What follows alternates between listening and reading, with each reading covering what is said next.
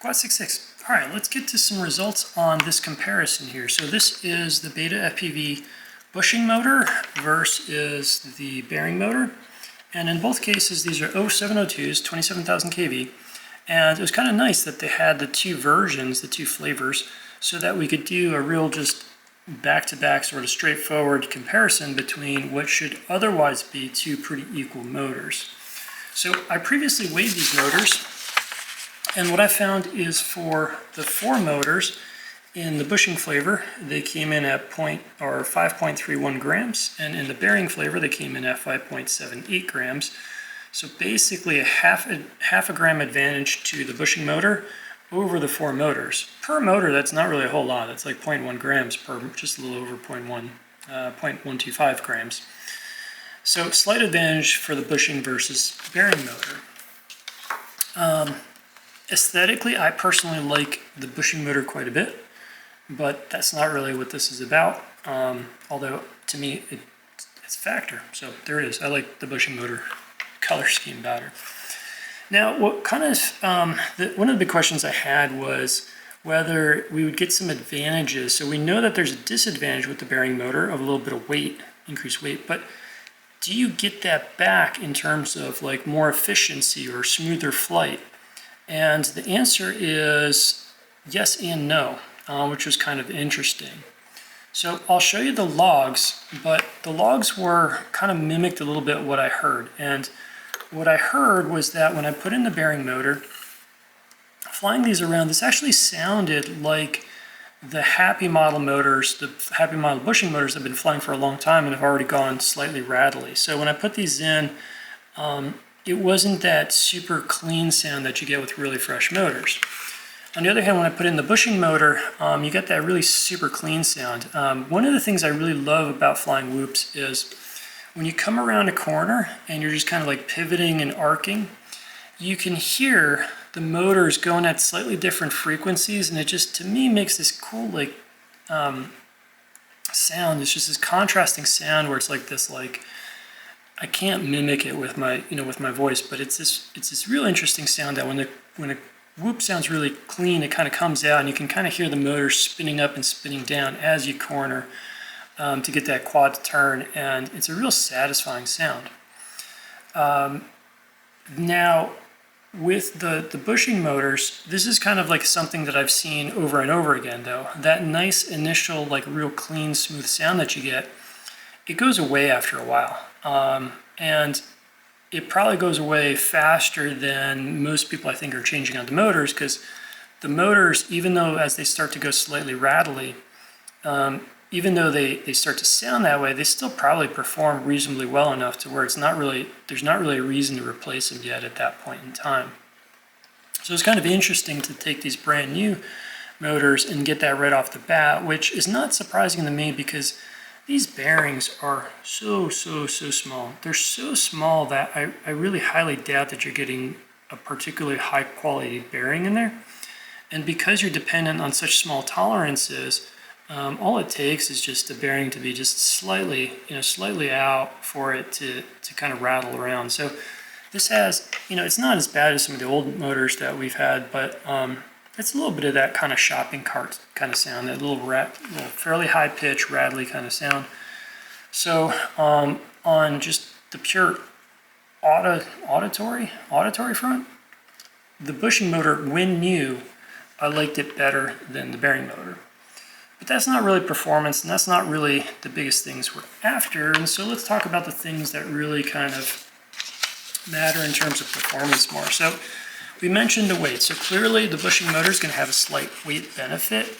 I'm not sure, honestly, if I could tell the difference in a half gram between the two when flying them. I don't know. If I had a quicker way to swap them out and go back and forth or something like that, maybe. But, when I flew several and then soldered out the motors, changed them out and all that, by the time I put the next quad up in the air, I'm not sure if I could feel a difference in that weight. I did notice though, so I did some testing where I'd take a brand new pack, not brand new, but a freshly charged pack, and I'd fly it for a minute doing kind of my typical course, but the open version of it where I'm not going through my smaller things. So a course that I can fly consistently kind of at speed without like worrying about hitting stuff. Flew it for a minute, brought it down, and then watched the resting voltage. And what was interesting there is that there was a little bit of difference. The bushing motor was coming down at a slightly lower voltage.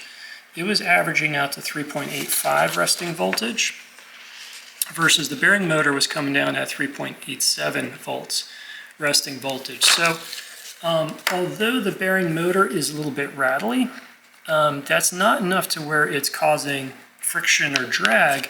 And in fact, the bearing motor seems like it has a little bit less drag than the bushing motor. So the bearing motor gives you a little bit better flight time because there's less drag in the motor. At least that's how I'm interpreting it. It could be now, that maybe I'm flying them a little bit different or something like that. Maybe I'm getting after the bushing quad a little bit harder, but I don't think so because I flew several packs and averaged that out.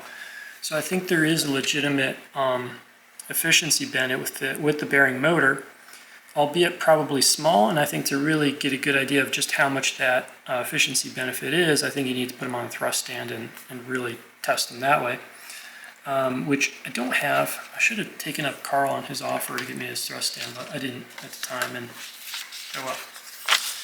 The other thing that was a little bit interesting is I wanted to make sure the KV was the same. So I threw them in the quad, hooked it up to Betaflight, and I did do this test with props on. But what was interesting is on the bearing motors, I got super consistent RPMs. This isn't the exact number, but it's pretty darn close. Like it was 49,500 on all four motors on the bearing motor. On the bushing motor, there's a tiny bit of inconsistency, not a lot, just like 1%, because this is like, but it was like 49,000 and then something close to zero, close to zeros on motors 1 and 4, and then motors 2 and 3 were 49,500. So maybe there's just enough drag in two of those motors to where we were picking up a slight difference in RPM, but again, that's only like a 1% difference. I'm not sure if that's the same thing that's going on here. I don't know if we can call this a 1% difference in efficiency in terms of that 1 minute of flight time, resting voltage. I don't know how to exactly quantify that in percentage terms. What I should have done, which I didn't, was fly the motors and for that minute with the packs, and then recharge the packs and see how many amps went back into the packs. That would have allowed me to give you a number.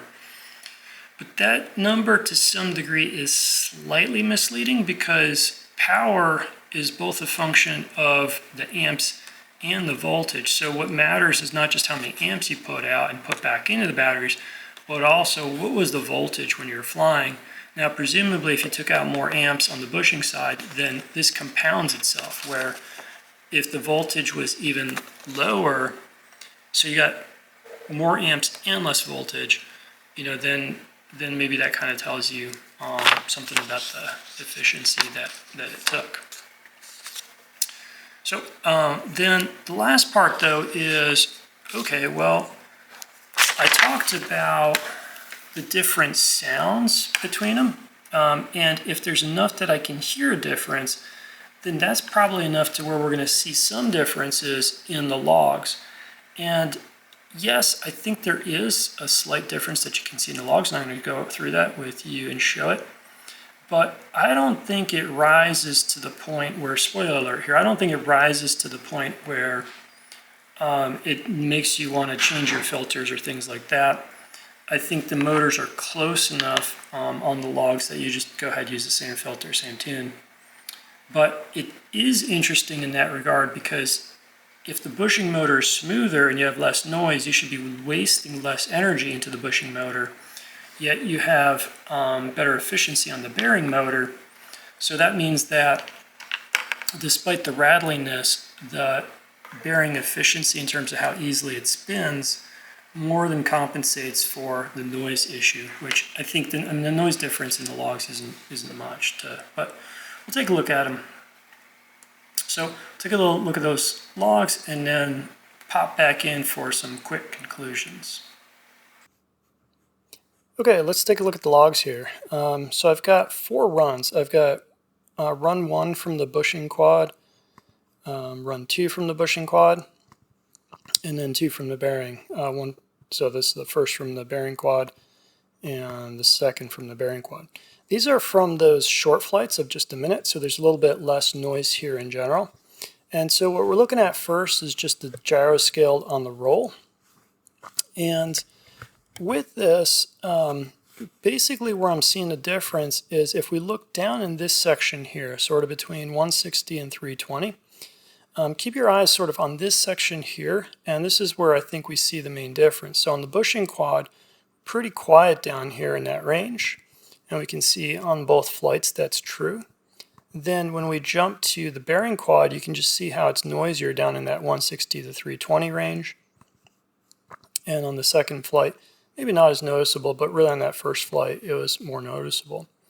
Then when you hit that with the D term, that's when it really pops that up. But you see this other thing coming up even more dramatically. So what is that?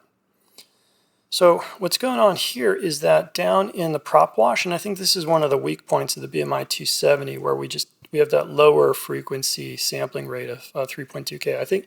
I really do think that it doesn't handle prop wash as well as the MPU 6000, and maybe this is an area where that those ICM gyros maybe they'll be helpful down here if we get the rest of it sorted out. But what you see here is this like little notch. So here it's pretty clean, but down here in sort of, I think this is like prop wash territory, you see this little bump, and what happens is, so this is on gyro scaled, when you hit it with all that D term, it just really magnifies it, and there's no filtering down here, so anything that's down here just gets really magnified pretty dramatically. And so that's actually pretty noticeable on all the quads. And I'm not seeing really a notable difference down there. So you can see how it just pops up on both of the bushing quads. It's there on the bearing quads. It's the same quad, I shouldn't say bearing quads, but anyways, you know what I mean, on the bearing flights. So if you look at all of them, down where you have no filtering and there's not really much to do about it, I think in this prop wash zone, they're all kind of struggle. And I'd have a hard time saying, maybe the bushing is a little bit better. But I think that's a stretch to really call one a winner there. The thing I think you can call a winner to some degree is when we flip this over. Well, let's finish up actually. Let's go to, so we looked at the gyro, we were looking at the roll. Let's look at the pitch and compare them all on pitch as well. So first looking at gyro scaled pitch.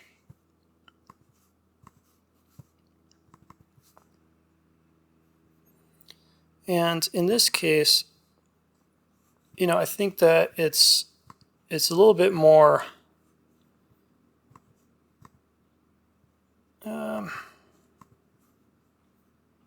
I don't know. I think I'd have a hard time calling that dramatically different on the scale, on the gyro scaled. Let's see what it does when we hit it with the D term. So once we hit the D term, so now we're going to go to pitch on the D term.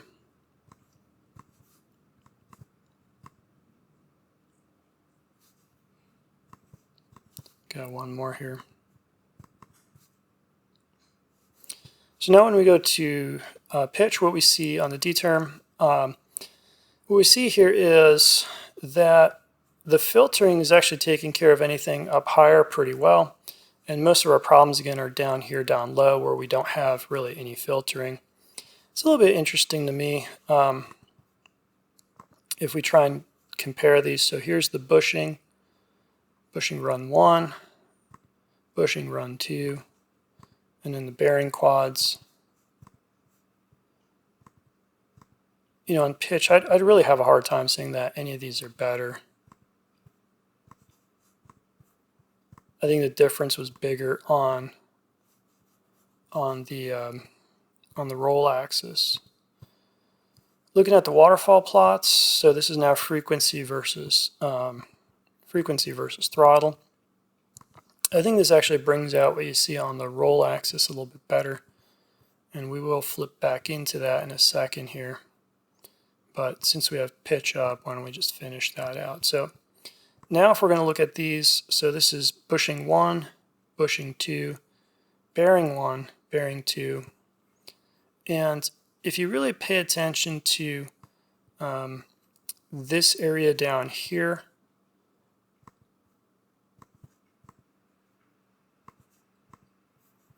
I think the bearing quads are just a little bit noisier. I'm kind of taking a second look for myself there. I think that might be bleeding through from the roll axis though, because if we go to, let's flip these over to the D-term roll. So there's bushing 1 on the roll axis, bushing 2 on the roll axis, and now bearing 1 on the roll axis, and bearing 2 on the roll axis. So this area down here, I think this is where there is some difference. So kind of look at the brightness here, how it's kind of saturating a little bit with the white there. Same thing on the first bearing run. And then if we look at the bushing runs, to me it's just quieter down there. I see less saturation down in this. And I think when it's up in the air and when I'm hearing a difference, I think that's the difference I'm hearing. I think the rattly sound is this right there on the bearing runs. But big picture wise, there's much more kind of noise coming through from that. I don't know if that's prop wash, but that's like prop wash frequency. It's down low where prop wash lives. But you know, kind of you have that big problem, but there's nothing to do down there except for, you know, maybe a different frame. Maybe the Meteor 65 frame is better. So by the way, these are flying on the Noob Drone light frames. And the reason I picked that frame is because it's noisier, because I wanted to see the differences more. But that's what I'm getting out of the logs, is that I think the bearing quads, you know, the bearing flights are a little bit noisier down here in this. Let's see. So that's going to be 200 to 300 kind of range, 200, 300. And you can see that I've it starts right above where I put this notch. So if I didn't have this static notch sitting here, this might even blow up a little bit lower too. But I found that, you know, for whatever reason, throwing a static notch here just kind of helps this area from blowing up, and it propagates too. If you put, I've just seen this on whoops for whatever reason, if you put a notch down here, it helps up here as well. It seems like it just kind of resonates and propagates up the frequencies. I don't know exactly how to explain that.